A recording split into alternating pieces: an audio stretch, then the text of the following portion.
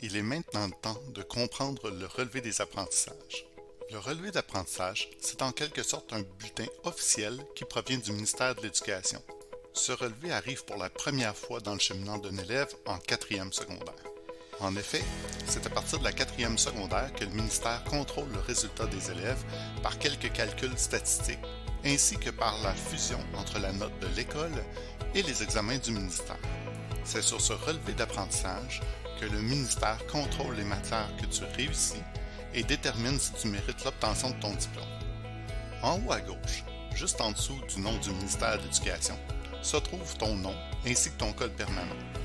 Sous ton nom, dans le tiers gauche du relevé, tu retrouves l'ensemble des conditions nécessaires qu'il te manque encore pour obtenir ton diplôme. Il s'y trouve également un calcul des unités acquises jusqu'à présent.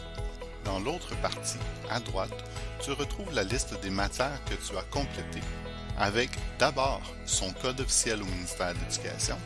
Par exemple, prenons le cours de Sciences et technologies 055 444, puis avec un léger retrait, chacun des volets de ce cours, soit la théorie et la pratique.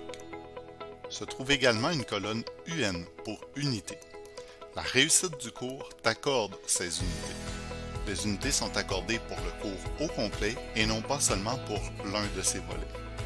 Tu trouveras également ton résultat final, calculé avec les examens du ministère et les notes en cours d'année à l'école, une colonne année où tu as complété ton cours, puis une colonne mois.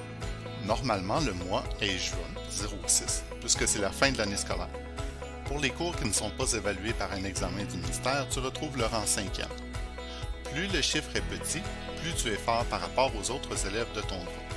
Le chiffre 1 indiquerait que tu es parmi les premiers de classe, alors que le chiffre 5 indique que tu es parmi les moins forts de ton groupe. Le rang centile, quant à lui, nous indique ton degré de force par rapport à l'ensemble des élèves qui ont fait la même évaluation du ministère que toi. Dans le cas du cours de sciences théoriques, par exemple, tu retrouves le même examen pour tous. Dans ce cas-ci, ce qui est souhaité, c'est d'avoir le chiffre le plus haut possible. À 50, tu te situes en mi-parcours, la moitié des élèves étant plus faible, l'autre plus élevé. Plus le chiffre est élevé, meilleure est ta performance.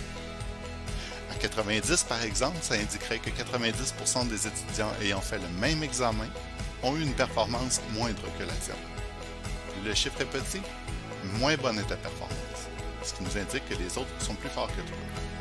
Ce qu'il faut savoir, en fait, c'est que ton relevé d'apprentissage, c'est ce qui détermine si tu réussis ou non ton cours. En 4e et 5e secondaire, ce n'est plus ton bulletin de fin d'année. Alors conserve ce document précieusement et réfère-toi-y pour déterminer si tu dois faire un examen de reprise ou non.